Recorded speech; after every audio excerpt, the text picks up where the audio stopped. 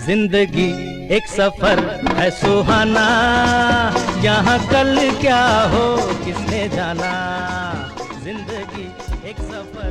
मित्रांनो, कुठलाही सफर हा सुहानाच असतो है ना? मग तो जिंदगीचा असो किंवा रस्त्यावरचा. जिंदगीचा सफर आपल्या हातात नाही, पण रस्त्यावरचा सफर निश्चितच आपल्या हातात आहे. योग्य ती काळजी घेतली तर हा सफर नक्कीच सुहाणार आहे, अगदी आयुष्यभर. आणि मग आपल्याला कधीही कल क्या हो किसने जाना म्हणायची वेळ कधीही येणार नाही. कसं? चला बघूया. हा आपला मुंबई पुणे एक्सप्रेसवे, आपल्या देशातला एक अत्यंत महत्वाचा राष्ट्रीय महामार्ग. या एक्सप्रेसवेवर दिवसाला जवळजवळ 65 ते 70 हजार वाहनं जातात, म्हणजेच वर्षाला जवळजवळ 2.5 कोटी वाहन. तुम्हाला हे ऐकून दुःख होईल की या एक्सप्रेसवेवर वर्षाला जवळजवळ 200 अपघात होतात आणि त्यात जवळजवळ 90 लोकांचा मृत्यू होईल. यातल्या 2% अपघातांना आपली परिस्थिती किंवा आपलं नशीब हे जबाबदार ठरू शकतं, परंतु उरलेल्या 98% अपघातांना आपलंच अतिसाहस, अज्ञान आणि निष्काळजीपणा जबाबदार असतो. आपण ठरवलं तरी थांबवू शकतो, पण कसं सांगतो. या सुहाना सफरचा माझ्याकडे एक फॉर्म्युला आहे.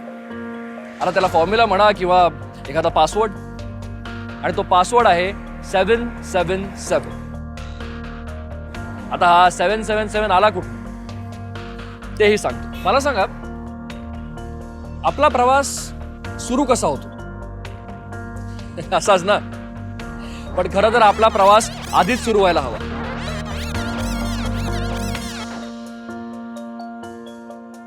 आता आपल्या प्रवासाचा पहिला टप्पा म्हणजेच प्रवासाची तयारी. 777 मधला पहिला 7. आता तुम्ही विचाराल की 7च का? सांगतो. नंबर 1 म्हणजेच टायर, कारण सगळ्यात जास्त काम हे टायरचं असतं. पण तुमचं टायर जर जुनं झालं असेल किंवा खूप क्रॅक्स आले असतील, और तुमचं टायर घासून घासून ट्रेडवेअर इंडिकेटर पर्यंत आलं असेल, तर कृपया पहिले टायर बदला. टायरचं मॅन्युफॅक्चरिंग तुम्हाला इथे, तर टायरचं स्पीड रेटिंग तुम्हाला इथे दिसेल. टायरमध्ये हवेचं योग्य प्रमाण किती हवे हे तुमच्या कार मॅन्युफॅक्चररने इथे दिलेलं असतं. तेवढीच हवा भरा, कारण जास्त हवा भरली तर एक्सप्रेसवेवर वेगामुळे घर्षण होऊन तापमान वाढतं आणि टायरचं प्रेशर वाढून टायर फुटण्याचाही धोका असतो. नंबर 2, सगळ्या फ्लुइड लेवल्स चेक करा. Engine oil, coolant, petrol, diesel आणि इलेक्ट्रिक कार असेल तर चार्जिंग सुद्धा. नंबर 3, कारमध्ये टूल किट आणि फर्स्ट एड बॉक्स जागच्या जागी आहेत की नाही याची खात्री करा. वाहन चालवत असताना आपली सर्व डॉक्युमेंट्स आपल्या जवळ ठेवा. ट्रक चालवत असताना परमिट आणि फिटनेस सर्टिफिकेट सुद्धा. नंबर 5, गाडीत बसल्यावर सीट पोझिशन तुम्हाला हवी तशी ऍडजस्ट करून घ्या. नंबर 6, तुमचा रेअर व्ह्यू मिरर आणि तुमचा साइड व्ह्यू मिरर अगदी तुम्हाला हवा तसा ऍडजस्ट करून घ्या. सगळ्यात महत्वाची गोष्ट म्हणजेच सीट बेल्ट. तुम्ही आणि तुमच्या सहप्रवाशांनी सीट बेल्ट लावल्याशिवाय गाडी स्टार्टच करायची नाही. मी म्हणतो अशी सवयच लावून घ्या. तर हा होता 777 मधला आपला पहिला 7. आणि त्यातल्या या 7 गोष्टी लक्षात राहतील ना? 1 tyre, 2 fluid levels, 3 tool kit आणि फर्स्ट एड बॉक्स, 4 वाहनांचे documents, 5 seat position, 6 rear view आणि साइड मिरर्स, 7 सीट बेल्ट. पहिल्या टप्प्यात जरी 7 पैकी 7 मार्क मिळवले असले तरी खरी परीक्षा ही एक्सप्रेसवेवर असते. पण काळजी करू नका, आपल्या पासवर्डचा दुसरा 7चा टप्पा लक्षात ठेवा. झालं. सगळ्यात पहिले म्हणजे वेग, म्हणजेच स्पीड. तुम्हाला माहितीये का, जास्तीत जास्त अपघातांचं खरं कारण हे ओव्हर स्पीडिंग आहे. एक्सप्रेसवेवर 70% होणारे अपघात हे ओव्हर स्पीडिंगमुळे होतात. तुम्हाला सांगतो, स्पीड आणि कंट्रोल यांचं आपापसात फार काही जमत नाही. जर स्पीड वाढला तर स्टेअरिंगवरचं कंट्रोल हे सुटणारच. त्यात टायर गरम होऊन टायर फुटण्याची शक्यता जास्त आहे. तुमच्यासाठी एक्सप्रेसवेवरती जागोजागी स्पीड लिमिटचे बोर्ड्स आहेत. हे कुठलंही बंधन नाही, तर तुमच्याविषयी प्रेम आणि काळजी समजा. कारण शेवटी आपल्या आयुष्याचा प्रवास आणि त्यावरचे आपले सहप्रवासी हे कुठल्याही वेगापेक्षा जास्त महत्वाचं आहे. अपघाताचं अजून एक महत्वाचं कारण म्हणजे पुढच्या वाहनाला मागच्या वाहनाने दिलेला धक्का. दोन वाहनांमध्ये जर प्रमाणापेक्षा कमी अंतर असलं आणि पुढच्या वाहनाने जर अचानक ब्रेक दाबला तर मागच्या वाहनाला रिॲक्शन टाइम तेवढाच कमी मिळतो आणि ते धडकू शकतं. आता मग तुम्हाला प्रश्न पडेल की हे अंतर एक्झॅक्टली मोजायचं कसं? सांगतो. त्याचं उत्तर आहे 2 सेकंद. Yes, 2 second. आता मग तुम्हाला अजून एक प्रश्न पडेल की 2 सेकंद हे असं कसं? तेही सांगतो. एक्सप्रेसवेवरची कुठली एक खूण पकडा. आता आपण पकडू समोरची ती येल्लो खूण. समोरचं वाहन त्या येल्लो खुणेला पास झाल्यानंतर आपण मोजायला सुरुवात करायची. 1001, 1002.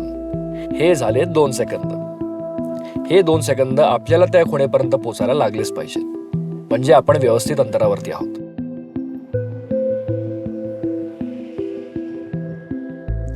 अजून एक अत्यंत महत्वाचा मुद्दा, चुकीच्या लेनमध्ये वाहन चालवणं आणि चुकीच्या पद्धतीने लेन चेंज करणं. एक्सप्रेसवेवर सगळ्यात डावीकडची लेन ही अवजड वाहनांसाठी राखीव आहे आणि त्यांचं स्पीड लिमिट आहे 80 km/h.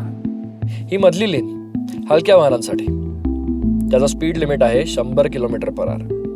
आणि ही सगळ्यात उजवीकडची म्हणजेच तिसरी लेन फक्त आणि फक्त ओव्हरटेकिंग साठीच आहे, तेही फक्त हलक्या वाहनांसाठीच.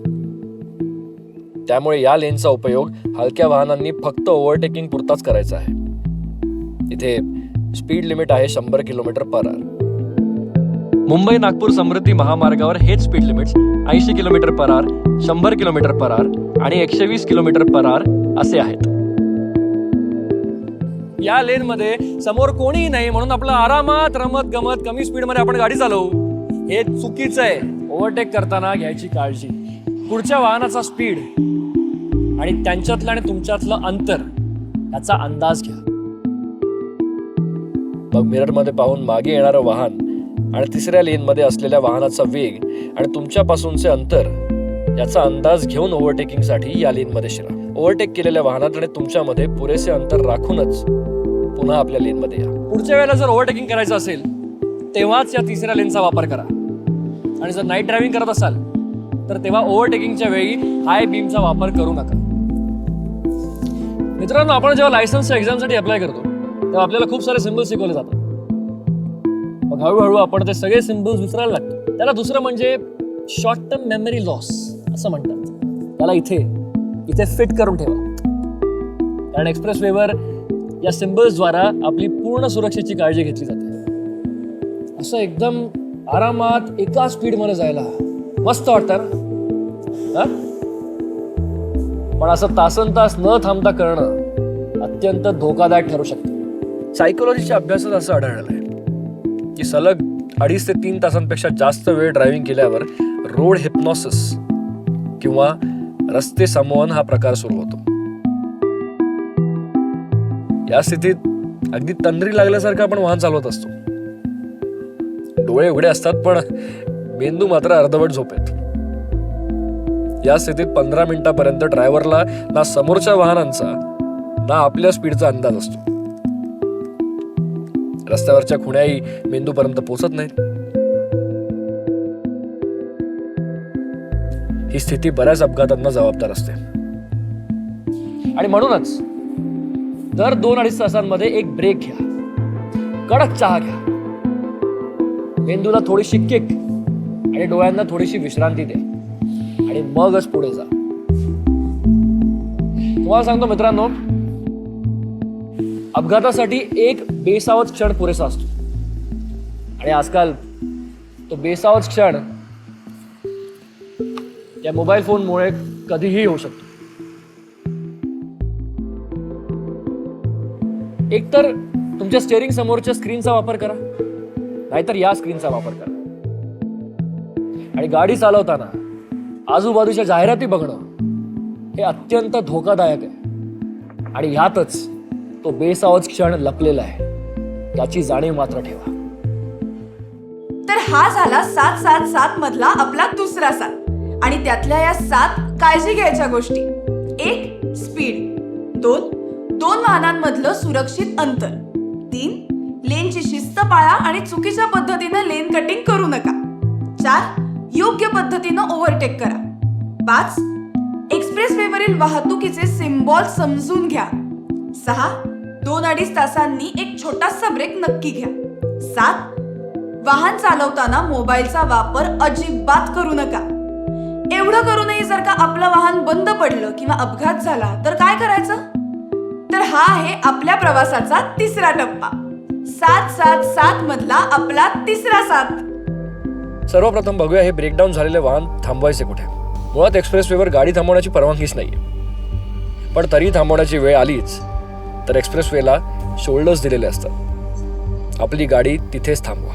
जर तितकाही वेळ मिळाला नाही आणि तुमची गाडी रस्त्यावरच बंद पडली असेल तर सगळ्यात आधी हजार्ड लाईट्स किंवा तुमचे इमर्जन्सी लाईट सुरू करा. त्यानंतर कारमधले रिफ्लेक्टिव्स किंवा वॉर्निंग ट्रायंगल म्हणजे हे आपल्या ड्रायव्हिंग सीटच्या मागे 40 मीटरच्या अंतरावर ठेवायचं, जेणेकरून मागून जोरात येणाऱ्या वाहनांना बंद पडलेलं वाहन आणि त्यांच्यामधल्या अंतराचा अंदाज आधीच बांधता येईल, जेणेकरून मागून जोरात येणारं वाहन हे बंद पडलेल्या वाहनाला धडकणार नाही.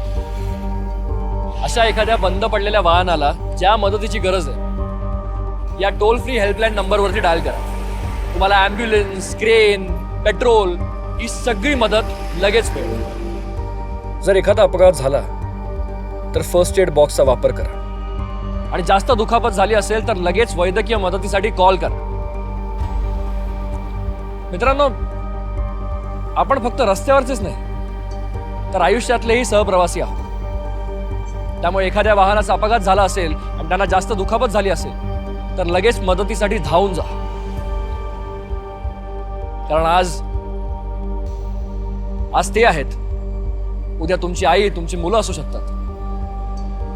आणि म्हणतात ना, आपण जे देतो तेच कुठनं ना कुठनं तरी आपल्याकडेच परत येतं.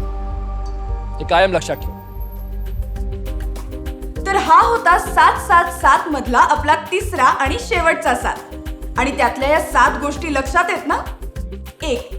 एक्सप्रेसवेवर वाहन थांबवण्यास परवानगी नसते. 2. थांबायची गरज पडल्यास एक्सप्रेसवेवर असणाऱ्या शोल्डरवरच थांबा. 3. वाहन अचानक बंद पडल्यास हजार्ड लाईट्स चालू करा. 4. वॉर्निंग ट्रायंगल्स योग्य पद्धतीनं ठेवा. 5. मदतीसाठी टोल फ्री नंबरवर कॉल करा. 6. अपघात झाल्यास आधी फर्स्ट एड बॉक्सचा वापर करा आणि दुखापत जास्त असल्यास ॲम्ब्युलन्स बोलवा. 7. इतर कुणाला मदतीची गरज असेल तर नक्की मदत करा. प्रवास ही खरंच खूप सुंदर गोष्ट आहे. आपण फक्त आपला 7-7-7 पासवर्ड लक्षात ठेवला तर आयुष्यातला प्रत्येक प्रवास हा सुंदरच असेल. आणि मुख्य म्हणजे हा पासवर्ड कोणापासून लपवण्यासाठी नाही तर प्रत्येकासोबत शेअर करण्यासाठी आहे. प्रवासातले 3 टप्पे आणि या प्रत्येक टप्प्यात काळजी घेण्यासारख्या 7 गोष्टी. बस हे लक्षात ठेवा.